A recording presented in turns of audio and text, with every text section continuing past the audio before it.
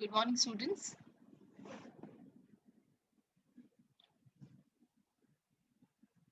So in the last class, we have discussed tabulation and classification.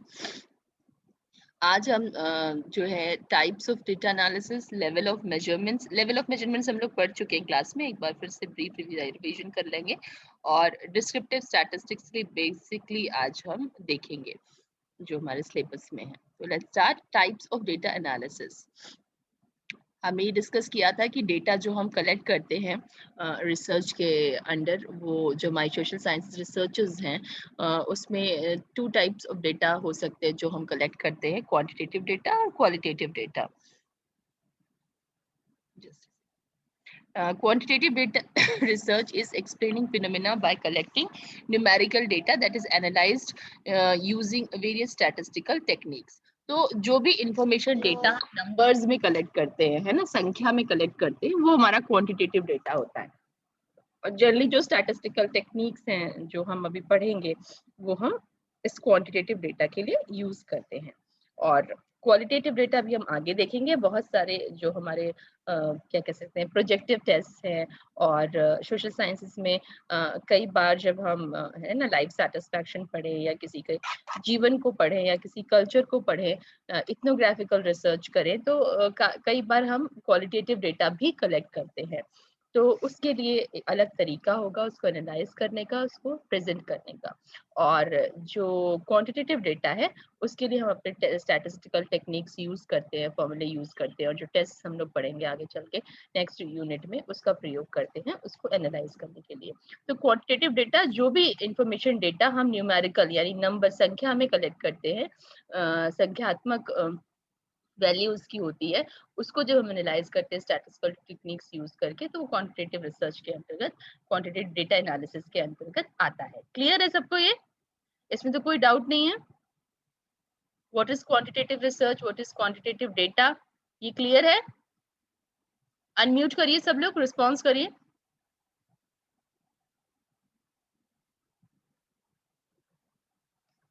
Hello,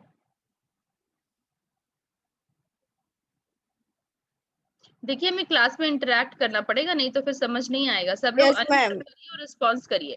quantitative data क्या होता है, example देके बताइए मुझे सभी लोग.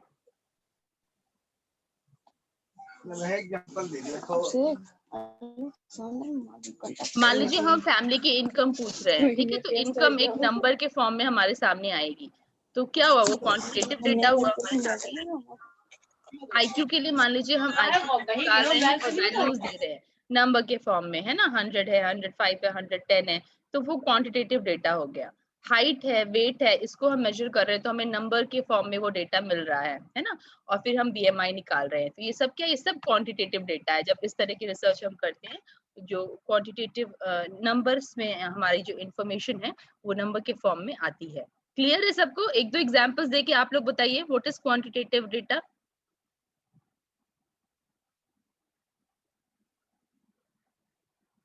अनम्यूट करिए. हाँ आरती आप बताओ. चलिए वन बाय वन पूछ रही हूँ. नेहा,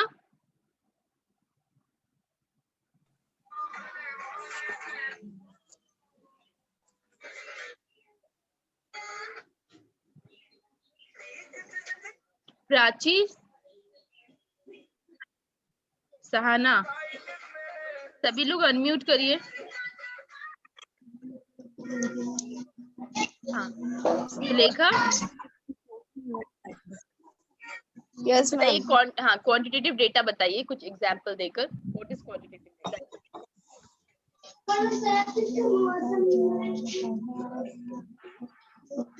क्वालिटेटिव मैम,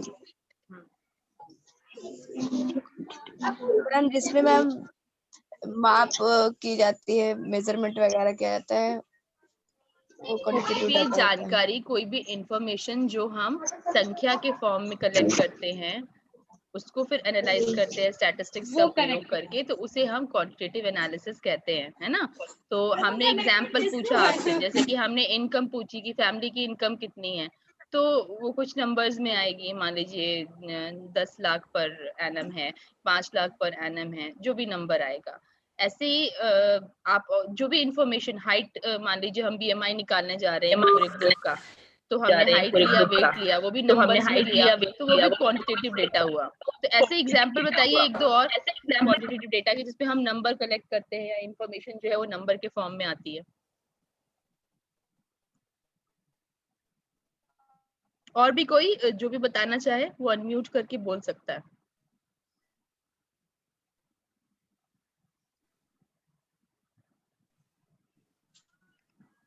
चलिए आप होमवर्क लिखिए, आप लोग 4 एग्जांपल्स क्वांटिटेटिव डेटा के लिख के रखेंगे, कल मैं पूछूंगी। और कोई भी मम नहीं बैठेगा, सब लोग रिप्लाई करेंगे, ठीक है। तो ये होमवर्क नोट करिए, 4 एग्जांपल्स आप लोग क्वांटिटेटिव डेटा के लिख कर रखेंगे सोचकर कि जो भी इंफॉर्मेशन हम नंबर के फॉर्म में कलेक्ट कर रहे हैं that comes under quantitative data. तो उसके एग्जांपल्स आप लोग मुझे बताएंगे। Statistical techniques can be classified as univariate and multivariate techniques. Types of data analysis. Qualitative research provides insights and understanding of the problem setting. अब जो हमने डिस्कस किया कि डेटा जो है क्वांटिटी के अलावा क्वालिटेटिव भी हो सकता है।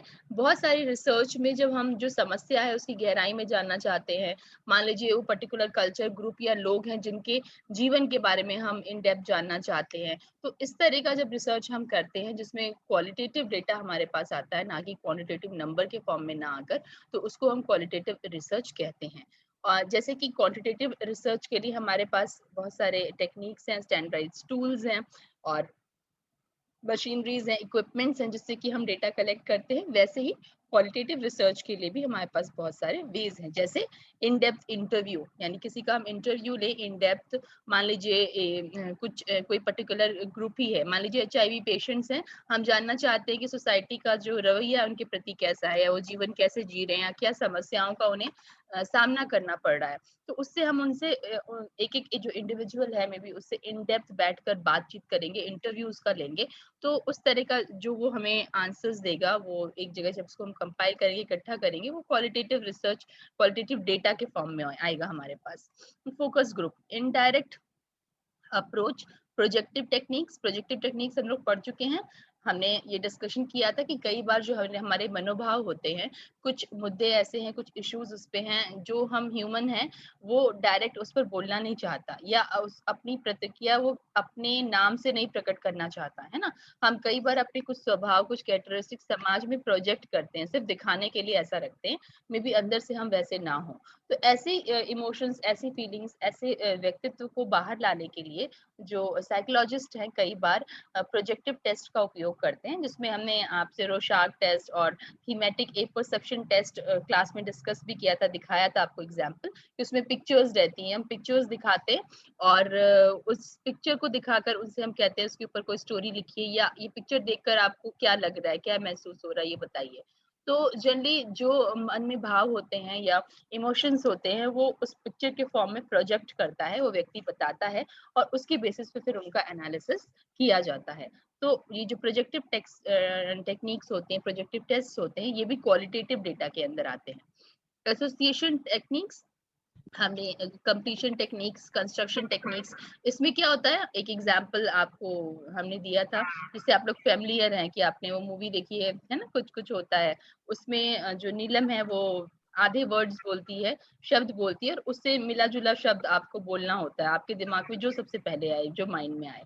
तो उससे क्या होता है, कई बार जो चीज हम नहीं भी एक्सप्रेस करना चाहते वो ऑटोमेटिकली हमारे अंदर से बाहर आ जाती है। तो इस तरह के भी बहुत सारे टेस्ट होते हैं, जिसमें मान लीजिए हमने कोई वर्ड दिया, आप इससे मिला जुला वर्ड बताइए एसोसिएट करके, तो उसे जो व्यक्ति है वो कंप्लीट करता है, या सेंटेंस आधे हैं उनको पूरा करना है। तो इस तरह के जो सेंटेंस कंप्लीशन टेस्ट हैं उनका भी प्रयोग होता है क्वालिटेटिव जो क्वालिटीज हैं उनको बाहर लाने के लिए, उनको एक्सप्रेस कराने के लिए। एक्सप्रेसिव टेक्निक्स, रोल प्लेइंग, इसमें क्या है, इसमें मान लीजिए हम जो व्यक्ति है उसको छोटे छोटे रोल्स देते हैं और आपको कोई भूमिका प्ले करनी है, तो इस भूमिका को प्ले करने में कई बार हम अपने जो अंदर के इमोशंस हैं, फीलिंग्स हैं, उनको एक्सप्रेस कर देते हैं रोल के फॉर्म में। बेसिकली देखिए, जितने भी इनडायरेक्ट अप्रोचेस होते हैं उसका माध्यम ये होता है ना, हम बचपन से ये करते आए, मान लीजिए कभी कभी हमें मम्मी पापा से कोई बात कहनी है और हम डर रहे, संकोच कर रहे हैं, तो हम लोग जनरली क्या बोलते हैं, भाई या बहन का नाम लेते हैं कि मम्मा ये कह रहा था कि हम क्या यहाँ जा सकते हैं या हम ये कर सकते हैं। तो हम अपने ऊपर ना लेकर दूसरे का प्रयोग करते हैं जब अपनी बात को प्रेजेंट करने के लिए, दिखाने के लिए, बताने के लिए, तो उसको प्रोजेक्टिव टेक्निक कहते हैं। तो इसका उपयोग कई बार जो भी मन में इमोशन से भावनाएं जो इंसान डायरेक्टली नहीं बोल पाता, उसको बाहर निकालने के लिए उसका प्रयोग होता है, तो उसको इनडायरेक्ट अप्रोच कहते हैं। डायरेक्ट अप्रोच में हम डायरेक्ट इंटरव्यू लेते हैं, उन मुद्दों पर डायरेक्टली उनसे पूछते हैं, और जो व्यक्ति है वो हस्तक्षेप नहीं करता या हेजिटेट नहीं करता बताने में, हमें खुद से स्वेच्छा से अगर बता दे तो हम डायरेक्ट अप्रोच यूज कर सकते हैं। और अगर हमें लगता है कि वो हिचकिचा रहा है, हेजिटेट कर रहा है, तो फिर हम इनडायरेक्ट अप्रोच यूज करते हैं क्वालिटेटिव डेटा कलेक्ट करने के लिए। ये क्लियर हो गया सबको? क्वांटिटेटिव डेटा और क्वालिटेटिव डेटा, ठीक है। तो ये दोनों टेक्निक्स है इनको लेने के लिए, और जो हमें इंफॉर्मेशन क्वांटिटेटिव रिसर्च में प्राप्त होती है वो क्वांटिटेटिव डेटा होता है, और जो क्वालिटेटिव रिसर्च में डेटा में प्राप्त होता है, वो इंफॉर्मेशन प्राप्त होती है, वो हमारा क्वालिटेटिव डेटा होता है। लेवल ऑफ मेजरमेंट, ये भी हमने आपसे डिस्कस किया था। नॉमिनल, ऑर्डिनल, इंटरवल, रेशियो, ये 4 तरह के लेवल ऑफ मेजरमेंट्स होते हैं। नॉमिनल में हमें पता है कि हम सिर्फ नेम जो है लेबलिंग कर देते हैं जो हमारे वेरिएबल्स है उनका, जैसे मेल फीमेल और रूरल अर्बन, है ना। और एग्जांपल्स बताइए नॉमिनल के, जिसमें हम जो वेरिएबल है उसको एक नाम दे देते हैं, उस नाम का कोई अर्थ नहीं होता, सिर्फ कैटेगराइज करने के लिए, सिर्फ ग्रुप्स बनाने के लिए वो नेम हम देते हैं, है ना। जैसे रूरल अर्बन, तो कौन किस एरिया में रह रहा है, ये नहीं जता रहा कि कौन अच्छा है, कौन बुरा है, कौन क्या है, कौन कम है, कौन ज्यादा है, बस इट्स जस्ट अ नेम। तो that data we considered as nominal data, ठीक है। मान लीजिए फैमिली प्लानिंग मेजर्स हैं, हम गांव में गए ये पता करने के लिए कि कौन से लोग जो फैमिली प्लानिंग प्रोग्राम्स हैं या जो मेथड्स हैं उनको, जो विमेन है या मेन है वहाँ के गांव के, वो यूज कर रहे हैं कि नहीं कर रहे हैं। तो हमने सिर्फ एक सवाल पूछा कि फैमिली प्लानिंग मेजर आप यूज करते हैं, अगर यूज करते हैं तो कौन सा यूज करते हैं। तो ये हमने इंफॉर्मेशन डेटा कलेक्ट कर लिया। तो हमारे पास कैसे, मान लीजिए 100 लोगों का डेटा हमने कलेक्ट किया, उसमें 60 लोगों ने कहा हाँ हम नहीं यूज करते, और 40 लोगों ने कहा हम यूज करते हैं। तो हमारे पास सिंपल सा डेटा आ जाएगा कि 40% ऑफ जो हमारा डेटा था टोटल पॉपुलेशन का, वो उसमें से 40% जो है वो यूज करता है और 60% नहीं यूज करता है, ठीक है। तो सिंपल सा रिजल्ट आया हमारी स्टडी का। फैमिली प्लानिंग मेजर्स जो है इस इन 100 लोगों में से 40% लोग यूज कर रहे हैं, 60% नहीं यूज कर रहे हैं। तो ये जो हमने 2 कैटेगरी बनाई, यूज करना, यूज नहीं करना, ये नॉमिनल डेटा कहलाएगा, है ना। सिर्फ नाम के अंदर हमने उस ग्रुप को 2 में डिवाइड कर दिया और नेमिंग कर दी, that is referred to as nominal data. फिर मान लीजिए हमने ये पूछा कि कौन से टाइप का फैमिली प्लानिंग मेथड वो यूज कर रहे थे, ठीक है। तो उसमें हमने 4 कैटेगरी बनाई, 1 2 3 4। कोई 1 यूज कर रहा है, कोई 2, कोई 3, कोई 4, तो वो भी नॉमिनल डेटा हो गया। सेकेंड हमने डिस्कस किया था ऑर्डिनल डेटा। ऑर्डिनल डेटा में क्या होता है, हम थोड़ा सा नेमिंग से एक लेवल आगे आते हैं, और इसमें जो हमें डेटा मिलता है, इंफॉर्मेशन मिलती है, वो ऑर्डर में हम रैंक वाइज उसको अरेंज कर सकते हैं। जैसे हमारे क्लास का रिजल्ट है ना, फर्स्ट सेकंड थर्ड फोर्थ जो बचा, तो इसमें क्या है, इसमें सिर्फ नाम नहीं है थर्ड या फोर्थ। थर्ड फोर्थ का मतलब थर्ड फोर्थ, यानी जैसे आप मान लीजिए नॉमिनल डेटा है तो आपका रोल नंबर हो जाएगा, आपका रोल नंबर 1 है, दूसरे बच्चे का 2 है, इसका मतलब कदापि ये नहीं है कि जो 1 वाला है वो 2 से अच्छा है, क्योंकि वो तो खाली रोल नंबर है। लेकिन वही ऑर्डिनल डेटा, अगर आपके क्लास का रिजल्ट है और हमने रिजल्ट में फर्स्ट सेकंड थर्ड रैंकिंग कर दिया, तो उसमें फर्स्ट सेकंड की मीनिंग है, सेकंड का मतलब ये है कि एक बच्चा उससे बेहतर है, ऊपर है। कितना बेहतर है वो अंतर हमें नहीं पता चलता, पर ये पता चलता है कि हाँ ऊपर नीचे एक दूसरे के हैं। तो मान लीजिए कोई फोर्थ आया है, फिफ्थ आया है, तो उससे हमें उसकी प्लेस पता चल रही है, रैंक पता चल रही है। तो ऐसे डेटा को हम ऑर्डिनल डेटा कहते हैं। अब इसमें जो कमी है कि हमें 2 का इंटरवल नहीं पता चलता। मान लीजिए कोई बच्चा फिफ्थ आया है, कोई बच्चा फोर्थ आया है, तो हो सकता है 1 नंबर से दोनों आगे पीछे हुए हों, हो सकता है आधे नंबर से, हो सकता है 10 नंबर से हुए हों। तो उनके बीच में अंतर कितना हमें वो नहीं पता चलता, बस ये पता चलता है कि स्थान किसका क्या है। तो इंटरवल जो मेजरमेंट टेक्निक होती है, उसमें ये जो कमी है वो खत्म हो जाती है, और इसमें जो हमें 2 नंबर्स के बीच का इंटरवल है वो भी पता रहता है। जैसे हम टेम्परेचर थर्मामीटर का प्रयोग करें, या हाइट वेट जो हमारे वो है रूलर्स हैं उनका यूज करें, स्टैंडियोमीटर लें, तो उसमें जो है 2 अगर हाइट्स हैं, 2 वेट्स हैं, या 2 मान लीजिए टेम्परेचर है तो उसके बीच में इक्वल इंटरवल्स होते हैं, तो हमें ये अनुमान लगता है कि दो अगर वैल्यूज हैं उसके बीच में कितना अंतर है, कितना इंटरवल है, that is interval scale. Then coming to ratio scale.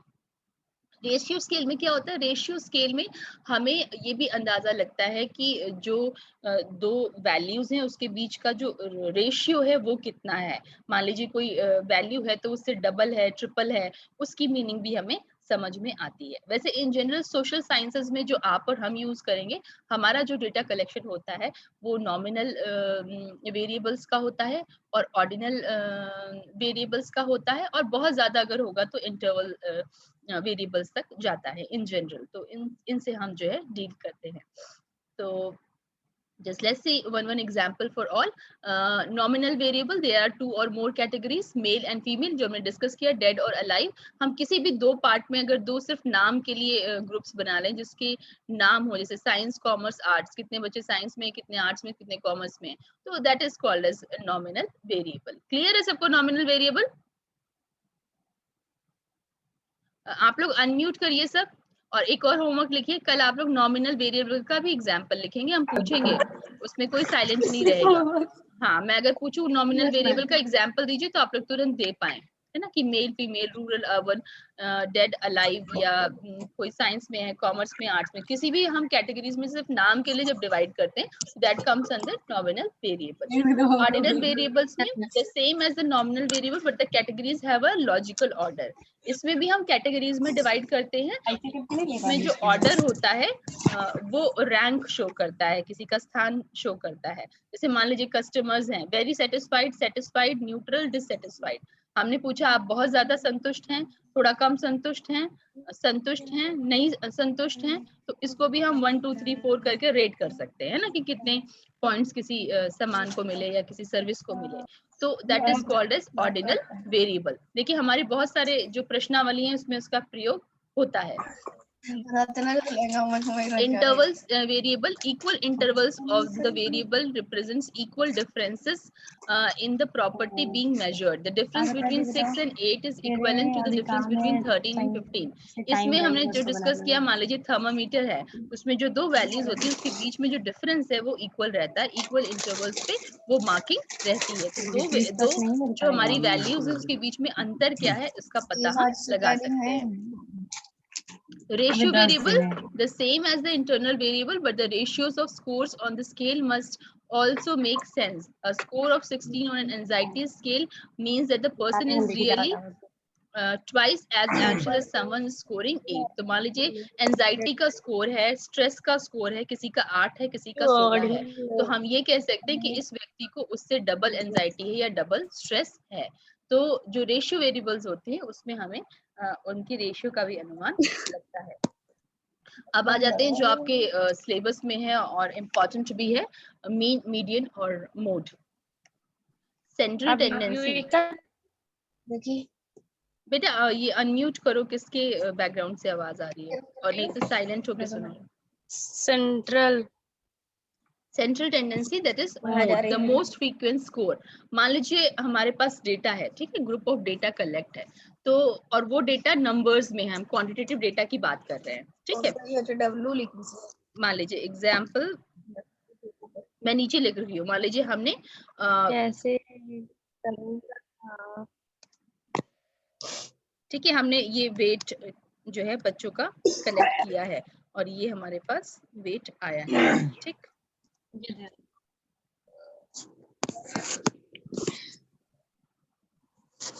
पढ़ा रही हूँ।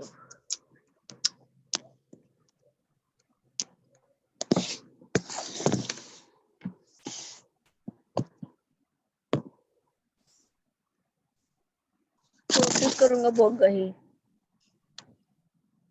Okay, nothing. उमा मंगवा लो। क्या मंगवा लो? 8 तारीख का। शादी ना पहनी, शादी का पहनी क्या? सूट बता रही हैं अपना। ये वही में अनम्यूट करो जिसका भी माइक ऑन है, और या तो फिर कन्वर्सेशन नहीं करो।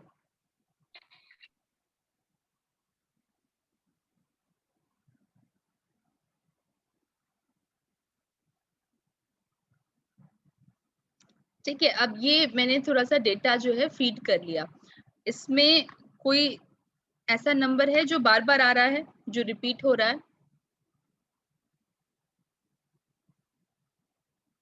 ये हमने वजन मान लीजिए कलेक्ट किया है, ग्रुप में बच्चे हैं 14, 20, 30, 23, 45, 23, 56, 21, 34, 45, 34, 23, कोई वेट है जो बार बार आ रहा है? Yes ma'am. कौन सा बताइए? 34। 34, 23।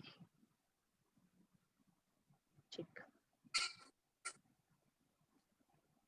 23, 1, 2, 3, 3 बार आया है ना? Yes ma'am. मोड क्या होता है? द मोस्ट फ्रीक्वेंट स्कोर, वो स्कोर जो सबसे ज्यादा बार आया हो हम मोड कहते हैं। तो इस ग्रुप ऑफ डेटा का मोड क्या हुआ? 33 कि 23? हाँ 23। ठीक है, तो 23 हो गया मोड। क्लियर है सबको? Yes ma'am. The most frequent score, अगर हमारा जो भी हमने information data, quantitative data collect किया है, उसमें जो स्कोर है, जो सबसे ज्यादा फ्रीक्वेंटली आएगा, जितनी ज्यादा बार आएगा, नंबर ऑफ टाइम्स आएगा, उसको हम मोड बोलेंगे। ठीक है, तो 23 इसका मोड हो गया। अब एक मोड हो सकता है डेटा का, कुछ डेटा ऐसे हो सकते हैं जो बाई मॉडल हो सकते हैं। ठीक है, मान लीजिए जैसा कि हमने अभी डिस्कस किया था 34 भी 3 टाइम्स आया, 23 भी आया, तो हमने यहाँ पे फिर लिखेंगे हम 23 एंड 34, दो मोड्स हैं। ठीक है, तो जब जिस डेटा के दो मोड्स होंगे उसको हम बाई मॉडल बोलेंगे। ठीक है, क्लियर है? Hello? Yes ma'am. Having two modes, तो अगर एक डेटा है जिसमें दो मोड्स हैं तो उसको हम बाई मॉडल बोलेंगे।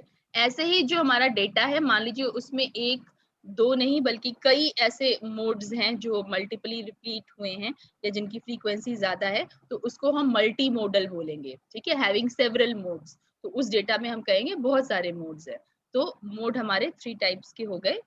ठीक है, एक सिंगल, फिर बाई मॉडल, मल्टी मॉडल।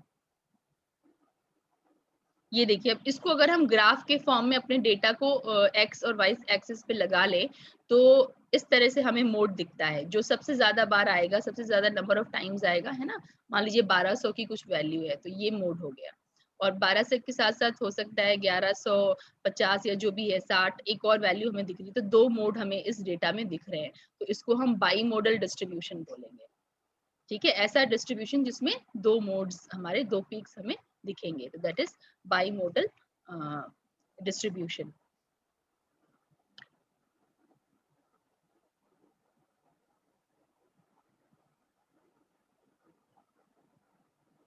अब हम देखते हैं मेजर्स ऑफ डिस्पर्शन। रेंज क्या होती है? जो हमारा मैक्सिमम, मान लीजिए ये हमारा डेटा है, ये हमने इंफॉर्मेशन कलेक्ट की। ठीक है, अब इसमें जो सबसे हाईएस्ट वैल्यू है वो क्या है? मैक्सिमम 82 है, और सबसे मिनिमम वैल्यू क्या है? 64 है। तो हाईएस्ट जो हमारी मैक्सिमम वैल्यू, उससे जब हम मिनिमम वैल्यू को माइनस करते हैं, तो जो बीच में वैल्यू आएगी उसको माइनस करके उसको हम रेंज बोलते हैं। ठीक, कि हमारे डेटा का जो है रेंज कितना है, तो दैट इज 18। 82 में से 64 माइनस करेंगे, दैट इज 18, तो that is called as range. Measures of dispersion, interquartile range. अब जैसे मान लीजिए ये हमारा डेटा है, ठीक है, डेटा हमारा जो है डिस्पर्स्ड है। एक मिनट, जो स्किप हो गया है, जस्ट अ सेकेंड। जो डिस्क्रिप्टिव स्टैटिस्टिक्स यानी सेंट्रल टेंडेंसी में अभी हम मीन, मीडियन, मोड, ये तीन डिस्कस करेंगे पहले। ठीक है, तो पहले हम मीन पे आ जाते हैं। सेंट्रल टेंडेंसी में सबसे पहले अगर हम मीन पढ़ेंगे, मोड हमने आपसे डिस्कस कर लिया पहले ही, मीन डिस्कस करते हैं। The sum of scores divided by the number of scores, यानी हम जैसे एवरेज निकालते हैं, आपके मान लीजिए मार्क्स आए हैं, ठीक है, तो 1 2 3 4 5 6 7 8 9 9 सब्जेक्ट्स हैं। 9 सब्जेक्ट्स में बोलिए नहीं, बिल्कुल ध्यान से सुनिए, नहीं तो फिर नहीं समझ में आएगा। जितने भी लोग हैं, एक तो रूम में आइसोलेट होके बैठिए और किसी के साथ नहीं बैठी, नहीं तो आप लोग डिस्ट्रैक्ट होते रहेंगे, डिस्टर्ब होते रहेंगे। मान लीजिए 9 हमारे जो है हमने वैल्यूज कलेक्ट की हैं, 9 आपके सब्जेक्ट्स में मार्क्स हमने कलेक्ट किए। ठीक है, और 9 सब्जेक्ट से, तो उनके मार्क्स हमने लिखे, उनको 9 से डिवाइड किया, तो ये जो हमारी वैल्यू आई जिसे हम एवरेज भी बोलते हैं वो मीन कहलाता है। तो the sum of scores divided by the number of scores. Sum का मतलब होता है ऐड करना, जितने भी स्कोर्स हैं उनको हम उनका सम निकाल लें, उनको ऐड कर लें, और जितने नंबर ऑफ ऑब्जर्वेशंस हमारे हैं उनसे हम उनको डिवाइड कर दें, तो उसको हम बोलते हैं मीन। सबको मीन निकालना आ गया? आगे बढ़े मैम। ठीक है। मीडियन, अब मीन के बाद हम मीडियन देखते हैं। मीडियन क्या होती है? जो सबसे मिडिल वैल्यू रहती है। The middle score when scores are ordered. अगर स्कोर्स को हम पढ़ा रही हैं, अगर स्कोर्स को हम असेंडिंग ऑर्डर में लिख दे, असेंडिंग ऑर्डर यानी जो सबसे छोटा नंबर है उसको सबसे पहले लिखेंगे। मान लीजिए ये हमें जंबल अगर मिला था तो उसके बावजूद उसको हम अरेंज करेंगे लाइन से। 64 के बाद 69 आता है, फिर 70, फिर 71, 73, फिर 74, 75, 80, 82, तो उसको असेंडिंग ऑर्डर में हम अरेंज कर देंगे। उसके बाद जो सबसे बीच का स्कोर रहेगा, जो सबसे सेंटर में रहेगा, उसको हम मीडियन बोलते हैं। ठीक है, नहीं लगाया सेंटर वैल्यू क्या है? 73 है, तो 73 हमारा मीडियन हो गया। तो the middle score when scores are ordered, जब स्कोर्स को हम असेंडिंग ऑर्डर में अरेंज कर देते हैं तो जो सबसे मिडिल स्कोर होता है उसको हम मीडियन कहते हैं। क्लियर है सबको? मैं आपको वैल्यूज दूं तो आप मीडियन निकाल पाओगे? Yes ma'am. ठीक है, तो मीन हो गया, मीडियन हो गया। इसके बाद हमें मोड डिस्कस करना था, that is the most frequent score. जो सबसे ज्यादा बार स्कोर आता है उसको हम मोड कहते हैं। तो मीन, मीडियन, मोड क्लियर है अब सबको? Yes ma'am. ठीक है, ये तीनों आपके सिलेबस में हैं। इनकी डेफिनेशंस आपको आनी चाहिए और इनका फॉर्मूला आपको आना चाहिए।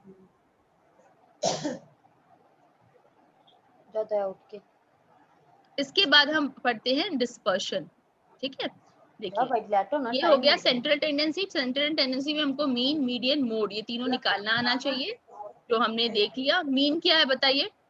सम ऑफ स्कोर्स, जो भी हमारे ऑब्जर्वेशन है, जो हमने डेटा कलेक्ट किया है, उन सबको हम ऐड कर देंगे, और नंबर ऑफ ऑब्जर्वेशन, जितने हमारे जितने लोगों का हमने डेटा कलेक्ट किया है, जितने नंबर ऑफ ऑब्जर्वेशन हमारे हैं, उससे हम डिवाइड कर देंगे, तो जो वैल्यू आएगी वो मीन होगी। मीडियन क्या है? अगर हम जो हमारा डेटा है उसको असेंडिंग ऑर्डर में अरेंज कर दें, यानी छोटे से बड़ा, उसके बाद जो सबसे बीच में वैल्यू आएगी वो मीडियन कहलाएगी। मोड, जो हमारा डेटा है उसमें से जो फ्रीक्वेंसी या जो नंबर सबसे ज्यादा बार आया है उसको हम, मोस्ट फ्रीक्वेंटली जो नंबर रिपीट हुआ है उसको हम मोड बोलते हैं। मोड एक भी हो सकते हैं, बाई मोडल हो सकता है, और मल्टी मोडल भी डेटा हमारा हो सकता है। तो that is called as central tendency. अब हम आते हैं मेजर्स ऑफ डिस्पर्शन पे। मेजर्स ऑफ डिस्पर्शन क्या है?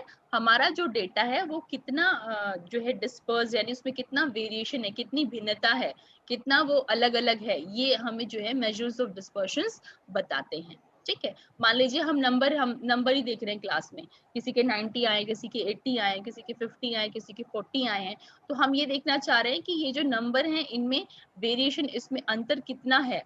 मतलब सभी के नंबर अच्छे अगर आए हैं तो सबके आसपास एक वैल्यू के रहेंगे, और बहुत अंतर है, किसी का बहुत अच्छा है, किसी का बहुत खराब है, तो हम कहेंगे डिस्पर्शन जो है डेटा का वो बहुत ज्यादा है।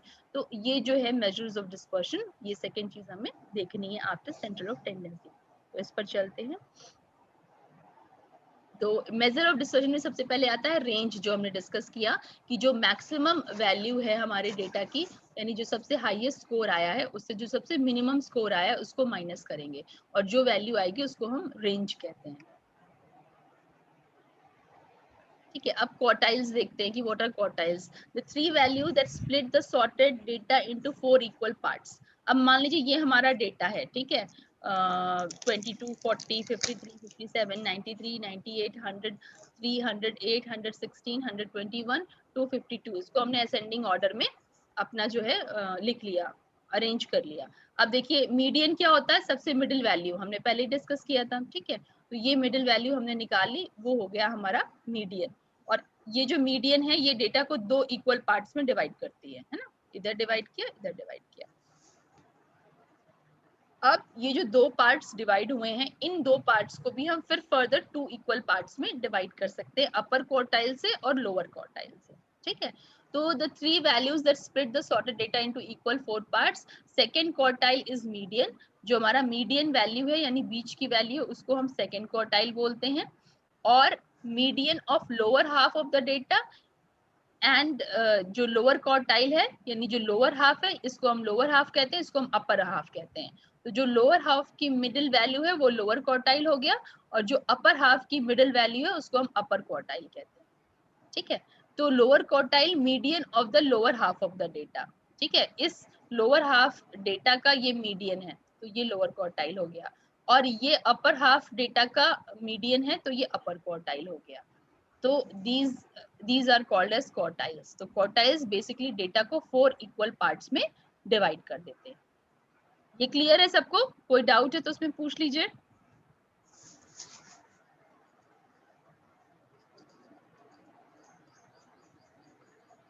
अनम्यूट करिए, आंसर करिए, आगे बढ़े, या इसमें कुछ किसी को पूछना है जो नहीं समझ में आया पूछ लीजिए.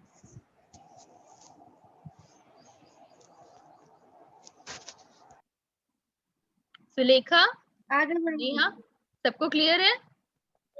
Yes ma'am. एक बार फिर से बता दीजिए. ये आपका डेटा है. ठीक है. जो हमारे डेटा क्या है, यानी हमारी वैल्यू, जो भी नंबर्स हमने कलेक्ट किए, हो सकता है नंबर हो क्लास में, बच्चों के मार्क्स जो आए हों, या हो सकता है हमने सबका वजन नापा है तो ये वजन है सबका, जो भी है. तो जो डेटा हमारा है, पहले तो उसको हम असेंडिंग ऑर्डर में लिखेंगे. असेंडिंग ऑर्डर क्या होता है? सबसे छोटे से सबसे बड़ा. ठीक है. ये तो मैथ्स में किया है ना, सबने आता है सबको. तो 22, 40, 53 हमने असेंडिंग ऑर्डर में उसको लिख लिया. फिर जो हमारी मिडिल वैल्यू है, सबसे बीच की जो संख्या है, उसको हम मीडियन कहते हैं. अभी हमने ऊपर पढ़ा था सेंट्रल टेंडेंसी में. ठीक है. तो 98 ये जो वैल्यू है, ये मिडिल वैल्यू हुई, तो इसको हम मीडियन बोलेंगे. इस मीडियन का एक और नाम है सेकेंड क्वार्टाइल. ठीक है. क्वार्टाइल क्या होता है? भाग.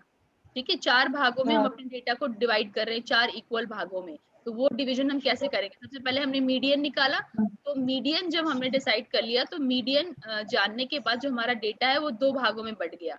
इसको हम कहते हैं lower half of the data, नीचे का भाग डेटा का, और ये upper half of the data. ठीक है. ऊपर का हिस्सा भाग है डेटा का. तो ये अपर हाफ हो गया, ये लोअर हाफ हो गया. अब हमने लोअर हाफ में मीडियन वैल्यू निकाली. ये जो लोअर हाफ है, इसका भी तो एक मीडियन वैल्यू होगा, बीच का वैल्यू, वो निकाल लिया. और जो अपर हाफ है उसका भी मीडियन निकाल लिया. तो जो लोअर हाफ का मीडियन है उसको हम लोअर क्वार्टाइल कहते हैं. जो अपर हाफ का मीडियन है उसको हम अपर क्वार्टाइल कहते हैं. ठीक है. तो हमें लोअर क्वार्टाइल मिल गया, सेकंड क्वार्टाइल मिल गया, और अपर क्वार्टाइल मिल गया, है ना. 3 क्वार्टाइल्स मिल गए. और लोअर क्वार्टाइल और अपर क्वार्टाइल को जब हम इन वैल्यू को एक दूसरे से घटाते हैं, तो हमें इंटर क्वार्टाइल रेंज मिलती है. ठीक है. रेंज क्या होता है? हाईएस्ट जो हमारी वैल्यू, जो हमारा हाईएस्ट डेटा था, उससे हमने लोएस्ट जो वैल्यू थी उसको माइनस किया था, तो रेंज आया था. याद होगा आपको, है ना. अभी हमने लिखा था. रेंज क्या होता है? जो मैक्सिमम वैल्यू है minus minimum value, that is called as range, right. तो वैसे ही इंटर क्वार्टाइल रेंज क्या होगा? Upper quartile minus lower quartile, that is called as interquartile range. Clear है? तो इस तरह से हम रेंज और इंटर क्वार्टाइल रेंज को कैलकुलेट करते हैं. Measures of dispersion variance. The sum of squares is a good measure of overall variability, but it depends on the number of scores. We calculate the average variability by dividing by the number of the scores n. So the value is called as variance. इसको हम s square कहते हैं, variance. तो जो हमारा data है वो कितना वेरी कर रहा है, कितना जो आपस में है डिफरेंस है, वेरिएशन है, वो हमें जो डिस्पर्शन, मेजर्स ऑफ डिस्पर्शंस हैं, वो बताते हैं. चलिए आज के लिए हम यहाँ पे स्टॉप करते हैं. अब इतना आप लोग पहले रिवाइज करेंगे. सेंट्रल टेंडेंसी अच्छे से रिवाइज कर लीजिएगा. 1-2 प्रॉब्लम्स उससे रिलेटेड हम करेंगे, उसके बाद फिर हम डिस्पर्शन पे जाएंगे.